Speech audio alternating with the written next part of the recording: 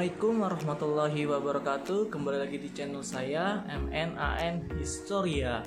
Oke sobat-sobat Historia, kali ini saya akan membuat konten di salah satu benua Asia ya, khususnya di Asia Timur. Oke, tepatnya itu di negara Cina.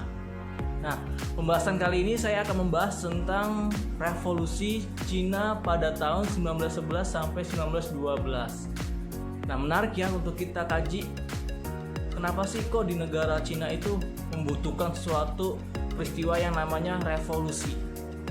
Oke, kita simak saja pembahasan kali ini.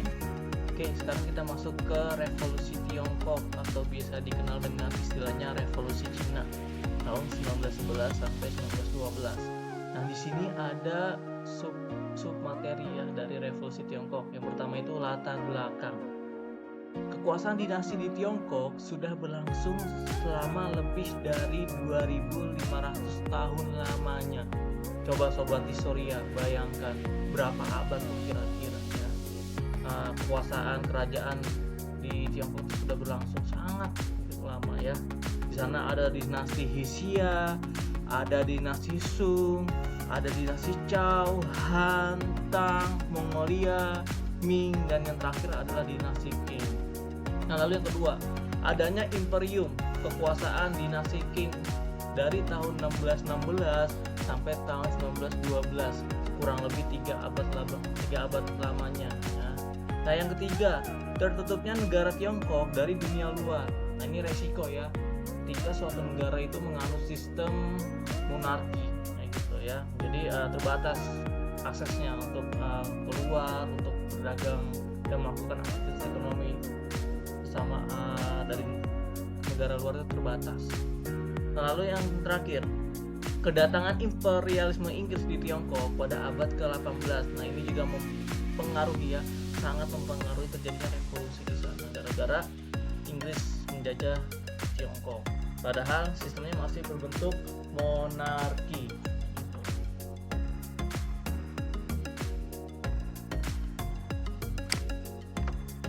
Lalu yang kedua itu ada sebab-sebab terjadinya revolusi Tiongkok. Ada dua di sini ya, ada faktor internal dan juga ada faktor eksternal. Nah, kita masuk yang faktor internal dulu. Yang pertama, lemahnya kepemimpinan Kaisar dinasti Qing. Ya, karena sosok dinasti Qing ini dikuasai dan dipimpin oleh seorang anak kecil, balita, umur 6 tahun ya. Nah, bagaimana bisa seorang balita sudah dijadikan sebagai kaisar, pemimpin tertinggi di dinasti Tiongkok, dinasti Qing seperti itu. Nah, lalu yang kedua, setelah adanya kaisar yang masih balita, nah walinya itu yang memimpin mengatur semua sistem pemerintahan ternyata adalah sosok seorang perempuan. Ya, di sana ada Ibu Suri Cixi dan Ibu Suri Longyu. Nah, menurut filsafat Tiongkok kuno ya, kayak misalkan Konghucu ya, terus juga kayak Konfusianisme, Taoisme kayak gitu. Dia mengatakan jika perempuan yang memimpin dinasti di Tiongkok itu akan menyebabkan kehancuran atau ketidakstabilan alam di sana. Dan benar saja, perempuan ini ternyata tidak bisa memimpin suatu kerajaan yang besar di wilayah Cina. Nah, lalu yang ketiga, terjadinya bencana alam ya, kekeringan melanda Tiongkok ketika masih dipimpin oleh Ibu Suri Longyu. Di mana-mana, di Sichuan, di Hubei, di Yunnan gitu. Itu semuanya mengalami kekeringan dan akhirnya berdampak kepada krisis ekonominya. Jadi itu ada sebab-sebab revolusi Tiongkok. Oke, lanjut. Nah, ini ada faktor eksternal dari sebab revolusi Tiongkok yang kedua ya. Kekalahan perang atas Inggris dan Jepang. Nah, ketika dinasti Qing itu ingin mempertahankan kekuasaannya di dataran Tiongkok ya, ternyata dia serba kalah ya dari kedua negara ini, entah itu Inggris maupun Jepang ya. Dia kalah alutsistanya, alat-alat pertempuran militernya, dia kalah jumlah pasukan kayak gitu, kalah teknologi. Nah, makanya masyarakat ini sangat kesal, sangat benci terhadap dinasti Qing ini. Apa sih yang mereka perbuat untuk negara ini? Apa yang mereka kerjakan? Nggak ada. Gitu. Dia hanya mementingkan diri sendiri. Egoisme tuh di tubuh mereka tuh sangat besar. Gitu ya. Makanya masyarakat tuh ingin ya menggulingkan sistem pemerintahan monarki atau kerajaan. Di sini ada kekalahan perang Candu 1 dan 2 tahun 1839 sampai 1842. Lalu perang Candu kedua dari 1856 sampai 1860. Lalu selanjutnya nih, kekalahan dinasti Qing atas saudara lamanya Jepang pada tahun 1894 sampai 1895. Nah, kekalahan pertempuran melawan Jepang itu bikin sangat malu ya, entah itu di dunia internasional, di internal sistem pemerintahan Tiongkoknya. Karena negara Jepang ya itu negara yang wilayahnya kecil, sementara Tiongkok itu sangat luas wilayahnya dan kalah sama Jepang gitu. Makanya sudah muak masyarakat Cina ya dalam pemerintahan monarki kerajaan. Nah, di sini kita masuk ke kronologi revolusi Tiongkok. Yang satu, adanya gerakan revolusi Tiongkok pertama nih, seperti naga hitam, ya Huang Xihui, Tong Menghui kayak gitu. Nah, tokoh-tokoh revolusioner tuh diantaranya satu, Dr. Sun Yat-sen, Huang Xing, Li Yuanhong dan Yuan Shikai. Nah, berikutnya itu ada pemberontakan Boxer pada tanggal 21 Juni 1900 namun mengalami kegagalan. Oke, pemberontakan Boxer ini bukan celana dalam ya, bukan celana santai ya, bukan. Kenapa disebut dengan pemberontakan Boxer ya? Karena masyarakat Tiongkok, masyarakat tradisional Tiongkok tuh mengatakan bahwasanya dia kebal karena dia sudah mempelajari ilmu-ilmu bela diri ya, Wushu ya, itu asli Cina kayak gitu, bela diri asli Cina. Nah, dia melakukan pertempuran menghadapi imperialisme Inggris. Sedangkan imperialisme Inggris ini memiliki senjata api ya, senapan gitu. Sementara masyarakat tradisional Cina tuh hanya menggunakan tangan kosong, atau bahkan yang paling ekstrim dia hanya menggunakan parit, habis itu golok kayak gitu ya, atau alat pencacah daging dan sebagainya. Dan akhirnya mereka mengalami kegagalan. Nah, lalu di sini yang keempat ada pemberontakan Guangzhou. Pemberontakan Guangzhou ini dimulai pada kaum revolusioner Tiongkok pertama nih ya, pada bulan April tahun 1911. Nah, dia kaum revolusioner ini menyerang kantor Gubernur Jenderal Zhang Mingyi, namun mengalami kegagalan ya, karena gerakan revolusioner ini hanya beranggotakan 70 orang lebih melawan pasukan kekaisaran Qing, jumlahnya 250 lebih. Jadi kalah jumlah ya. Selain itu juga teknologinya juga yang masih sangat sederhana revolusioner ini.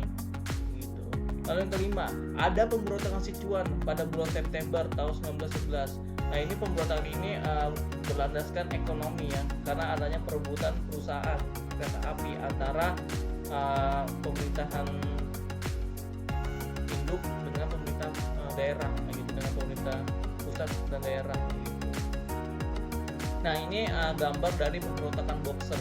Jadi sangat tradisional sekali ya. Kita lihat di sini masyarakat tradisionalnya tuh hanya menggunakan benda-benda tradisional, sedangkan pasukan dari Inggris, dari penjajah Inggris tuh yang menggunakan senapan api.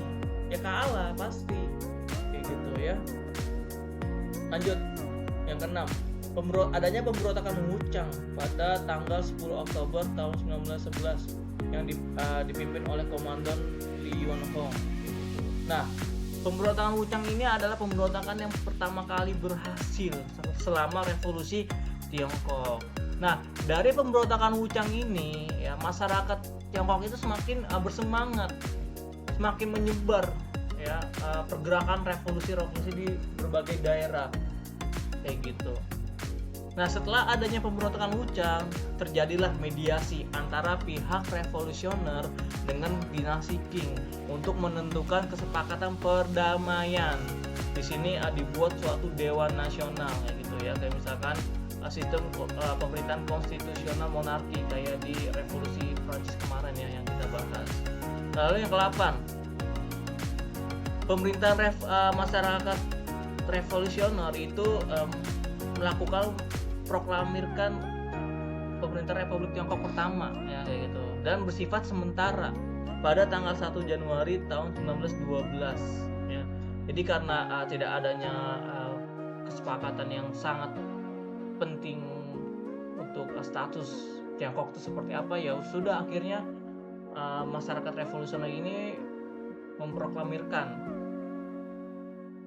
pemerintahan Republik Tiongkok sementara sampai baru benar-benar adanya presiden pertama Tiongkok yang disahkan dari kedua kubu antara kerajaan Qing dengan revolusioner kayak gitu.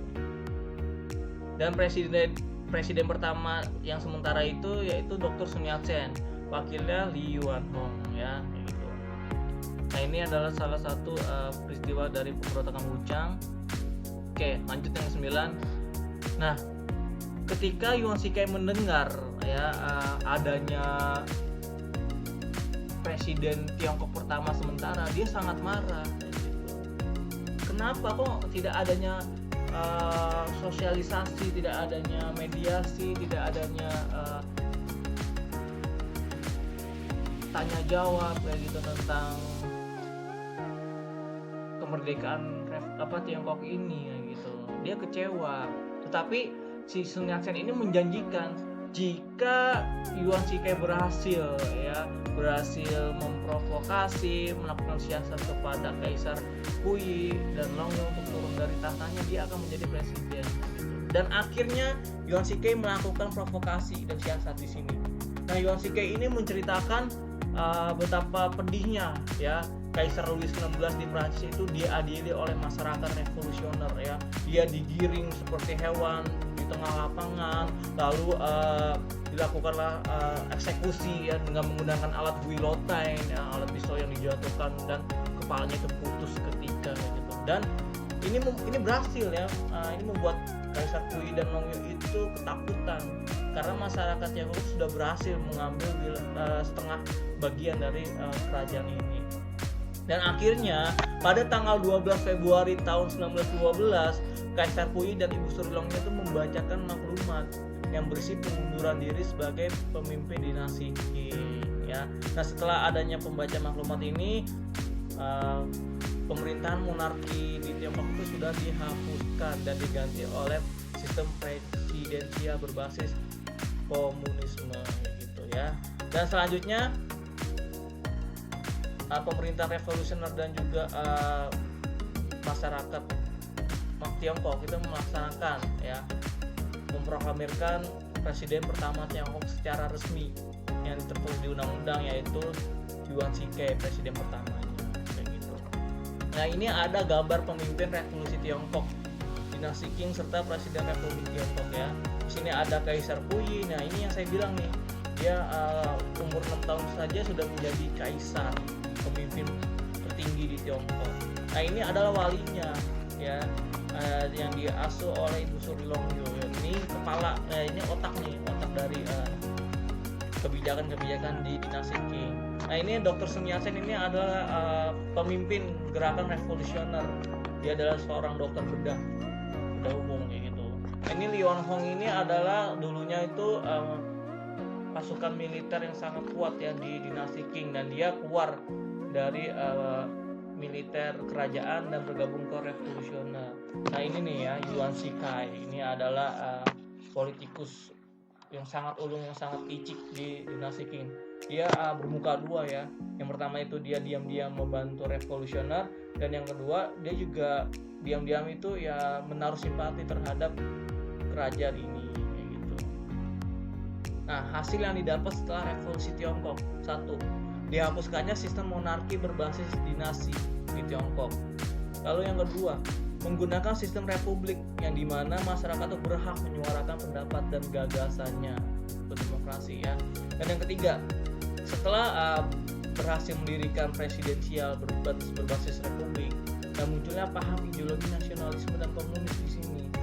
Mao Zedong, insya Allah ya, terus saya bahas tentang nasionalisme dan komunisme Mao Zedong. Nah, cukup sampai sini aja materi revolusi Tiongkok. Semoga Semoga bermanfaat untuk kalian semua, sobat-sobat Historia. Sekian dari saya. Billahi taufiq wal hidayah. Fasabiqul khairat. Assalamualaikum warahmatullahi wabarakatuh.